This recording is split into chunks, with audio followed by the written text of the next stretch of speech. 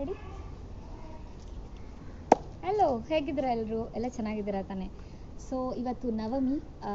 Of course ಈ ಸತಿ ವಿಜಯದಶಮಿ ದಸರಾ ಈ ಸತಿ 11 ಡೇಸ್ ಏನೋ ಬಂದಿದೆ ಅಂತ ಹೇಳಿದ್ರು. ನನಗೆ ಅದ್ರ ಬಗ್ಗೆ ಅಷ್ಟು ಡೀಟೇಲ್ಸ್ ಗೊತ್ತಿಲ್ಲ.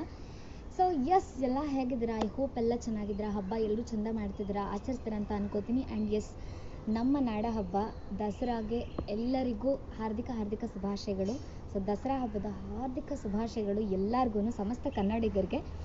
ಆ್ಯಂಡ್ ನಾನು ನಿನ್ನೆ ಒಂದು ಬಿಗ್ ಬಾಸ್ ರಿಲೇಟೆಡ್ ಒಂದು ವಿಡಿಯೋ ಹಾಕಿದ್ದೆ. ದಟ್ ಎವ್ರಿ ಎಪಿಸೋಡ್ಸ್ ಆದಮೇಲೆ ನಾನು ಒಂದು ವೀಡಿಯೋಸ್ ಮಾಡ್ತೀನಿ ಅಂತ ಹೇಳಿಬಿಟ್ಟು, ನನಗೆ ನಿನ್ನೆ ಎಪಿಸೋಡ್ ಆದಮೇಲೆ ಅನಿಸಿದ್ದನ್ನು ಹೇಳಿಬಿಡ್ತೀನಿ. ಫಸ್ಟ್ ಆ್ಯಂಡ್ ಫಾರ್ಮೋಸ್ಟ್ ಇಸ್, ನನಗೆ ರಕ್ಷಿತಾ ಅವ್ರು ಎಲಿಮಿನೇಟ್ ಆಗಿದ್ದೊಂದು ಚೂರು ಇಷ್ಟ ಆಗಿಲ್ಲ.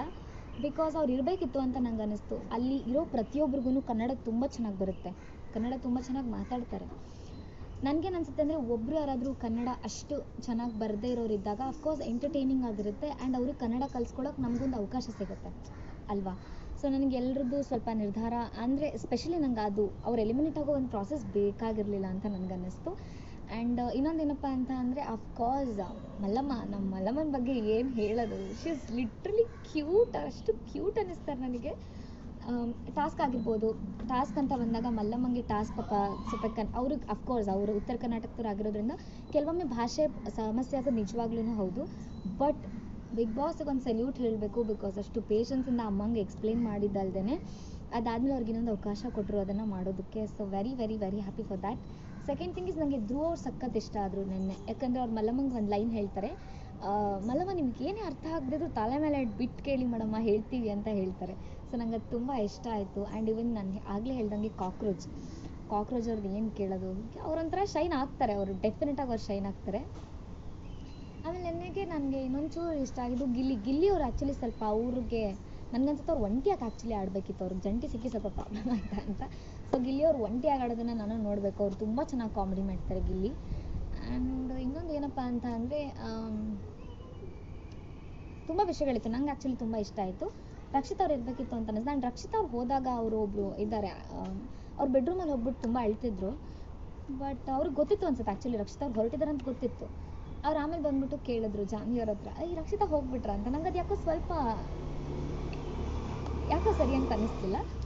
ಅದು ಬಿಟ್ಟರೆ ಬಿಗ್ ಬಾಸ್ ತುಂಬ ಚೆನ್ನಾಗಿ ಹೋಗ್ತಿದೆ. ಆ್ಯಂಡ್ ಈ ಒಂಟಿ ಜಂಟಿ ಏನಿದೆ, ಈ ಥೀಮ್ ಆ್ಯಕ್ಚುಲಾಗಿ ತುಂಬ ಚೆನ್ನಾಗಿದೆ. ಸೊ ಎಸ್, ಇದಾಗಿತ್ತು. ಇವತ್ತು ಬೆಳಗ್ಗೆ ನಾನು ಆ್ಯಕ್ಚುಲಿ ಪ್ರೋಮೋ ನೋಡಿದೆ. ಪ್ರೋಮೋದಲ್ಲಿ ಒಂದು ಬಿಗ್ ಬಾಸ್ ಟ್ವಿಸ್ಟ್ ಮೇಲೆ ಟ್ವಿಸ್ಟ್ ಕೊಡ್ತಾ ಇದ್ದಾರೆ. ಸೊ ಕಾದು ನೋಡ್ಬೇಕಿನ್ನು ಎಷ್ಟೆಲ್ಲ ಟ್ವಿಸ್ಟ್ ಇದೆ ಅಂತ ಹೇಳಿ. ಹಾಗಾಗಿ ಸ್ಟೇ ಟ್ಯೂನ್ಡ್. ನಾನೆಲ್ಲ ಎವ್ರಿ ಡೇ ನಾನು ಅಪ್ಡೇಟ್ಸ್ನ ಕೊಡ್ತೀನಿ, as I already said. And thank you so much that ನೆನ್ನೆ ಒಂದು ಎಪಿಸೋಡ್ ನಾನು ಆ್ಯಕ್ಚುಲಿ ನೆನ್ನೆ ವೀಡಿಯೋಸ್ ಅಪ್ಲೋಡ್ ಮಾಡಾದಮೇಲೆ, ನೆನ್ನೆ ಒಂದು ನಾನು ವೀಡಿಯೋ ಅಪ್ಲೋಡ್ ಮಾಡೋದಕ್ಕೆ ಸಿಕ್ಕಾಬಡೆ ಜನ ಲವ್ ತೋರಿಸ್ತಿದ್ದೀರಾ. Thank you so much. And please do support. ಹೀಗೆ ಲವ್ ತೋರಿಸ್ತೀರಿ. ಆ್ಯಂಡ್ ನಾನು ನನಗನ್ಸಿದ್ದನ್ನ ಡೆಫಿನೆಟಾಗಿ ಹೇಳ್ತೀನಿ. ಆಮೇಲೆ ನಾನು ನಿನ್ನೆ ಇವರು ನಮ್ಮ ಮಾಳು ಅವರು ಇದ್ದಾರಲ್ವ, ಉತ್ತರ ಕರ್ನಾಟಕದ ಸಿಂಗರ್ ಏನಿದ್ದಾರೆ, ಅವ್ರು ಆ್ಯಕ್ಚುಲಿ ವೆರಿ ಟ್ಯಾಲೆಂಟೆಡ್. ಅವ್ರಿಗೆ ತುಂಬ ಟ್ಯಾಲೆಂಟ್ ಇದೆ. ಸೊ ಅದನ್ನು ಶೋಕೇಸ್ ಮಾಡೋದಕ್ಕೆ ಅವ್ರಿಗೆ ಇನ್ನೊಂದಷ್ಟು ಸಮಯ ಬೇಕು. ಬಿಕಾಸ್ ಇವರ ಮಧ್ಯೆ ಅವ್ರು ತಮ್ಮಂತ ಓಪನ್ ಮಾಡ್ಕೊಳ್ಳೋಕ್ಕೆ ಒಂದಷ್ಟು ಟೈಮ್ ಬೇಕು ಅಂತ ಅನಿಸುತ್ತೆ. ಸೊ ಎಸ್, ಎಲ್ಲರೂ ಸೇರಿ ಎಲ್ಲರೂ ಸಪೋರ್ಟ್ ಮಾಡೋಣ. ಆ್ಯಂಡ್ ಐ ಹೋಪ್ ಎಲ್ಲ ಬಿಗ್ ಬಾಸ್ ನೋಡ್ತಿದ್ದೀರ ಅಂತ ಅನ್ಕೋತೀನಿ. ಪ್ಲೀಸ್ ಮಿಸ್ ಮಾಡದೆ ಪ್ರತಿದಿನ 9 ಗಂಟೆಗೆ ಕಲರ್ಸ್ ಕನ್ನಡಲ್ಲಿ ಬಿಗ್ ಬಾಸ್ ನೋಡಿ. ಚೆನ್ನಾಗಿರುತ್ತೆ, ಒಳ್ಳೆ ರಿಯಾಲಿಟಿ ಶೋ. ಅಫ್ಕೋರ್ಸ್ ಬಿಕಾಸ್ ಇಡೀ ವಾರ ನೋಡಿದ್ರೇ ಗೊತ್ತಾಗೋದಲ್ವಾ ಬಾಸ್ ಬಂದು ಸ್ಯಾಟರ್ಡೆ ಏನು ಹೇಳ್ತಾರೆ ಅಂತ. ಆ್ಯಂಡ್ ಅಫ್ಕೋರ್ಸ್ ನಾನು ಇಡೀ ವಾರ ಇವರ ಕಂಪ್ಲೀಟ್ನ ನೋಡೋದೇ ನಮ್ಮ ಬಾಸ್ಗೋಸ್ಕರ. Yes, I love you Kichcha. Thank you so much for watching. Keep support.